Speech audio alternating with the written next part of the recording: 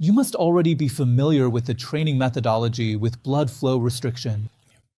This method leads to a situation of tissue hypoxia, which tends to favor glycolytic metabolism and increase lactate production. Knowing that lactate is associated with appetite inhibition. What happens if we perform aerobic exercise with blood flow restriction? Let's find out right away.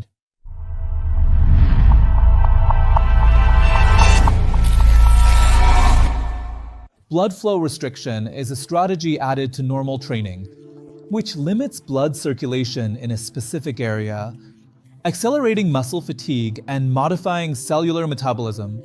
For this purpose, sleeves, bands, or straps are used, which are placed around the area where blood flow is to be restricted. And no, this is not a scene out of 50 Shades of Grey. Following the shift to a more glycolytic metabolism, the greater the production of lactate and a substance synthesized from it, called N-moctylphenylalanine. And because the name is difficult to pronounce, let's just call it LAC-Phe from now on.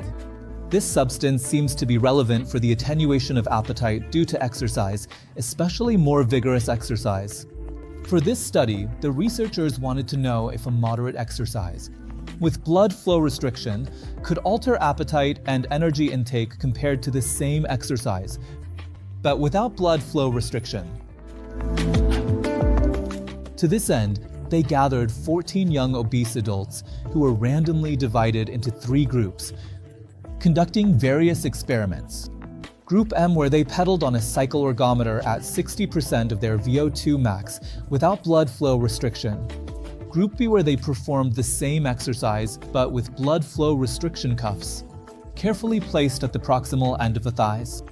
Yes, something like Lara Croft. And finally, the control group, which did not perform exercise and also did not have their blood circulation restricted. 1 hour after the exercise session, an ad libitum buffet was provided to the participants, and indicators of appetite, energy intake, and various blood metabolites were evaluated, including our friend LAC-Phe. The combination of continuous moderate intensity aerobic training with blood flow restriction reduced the sensation of hunger compared to the other groups. Similarly, indeed, LAC-Phe levels were significantly increased 1 hour after exercise in the blood flow restriction group. However, with regard to energy intake during the free meal, and despite the blood flow restriction group presenting the lowest absolute values, the differences did not reach statistical significance. On the other hand, this also means that the exercise groups did not increase their caloric intake when compared to the group that remained inactive. Blood flow restriction has been shown to be a useful strategy for various purposes. However, in this study, it was not able to reduce energy intake after an exercise session at 60% of VO2 max, when compared to the same exercise without blood flow restriction. Future experiments should clarify the role of this method for weight loss.